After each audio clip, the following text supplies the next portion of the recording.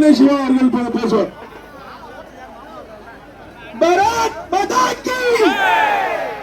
அன்பார்ந்த பெரியவர்களே, தாய்மார்களே, நம்முடைய இந்துக்களுடைய ஒற்றுமையை உருவாக்குவதற்காக சுதந்திர காலத்திலே துவங்கப்பட்ட பாலகங்காதர திலகர் அவர்களால் துவங்கப்பட்ட இந்த விநாயகர் சதுர்த்தி விழா நம்முடைய வீர துறவி ஐயா ராமகோபாலஜி அவர்களுடைய வழியிலே இன்றைய தினம்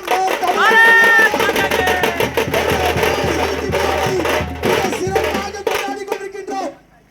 விநாயகர் சதுர்த்தி விழா என்றால் சாதாரண விநாயகரை வச்சு வழிபடுவது மாத்திரமல்ல, மக்களுக்கு தேவையான அத்துணை சேவை நிகழ்ச்சிகளும் செய்கிறோம்.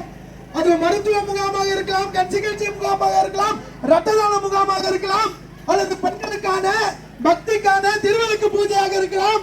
பிள்ளைகளை ஒன்று சேர்த்துவதற்காக நம்மிடையே எந்த விதமான ஏற்று தாழ்வுகளும் இல்லை.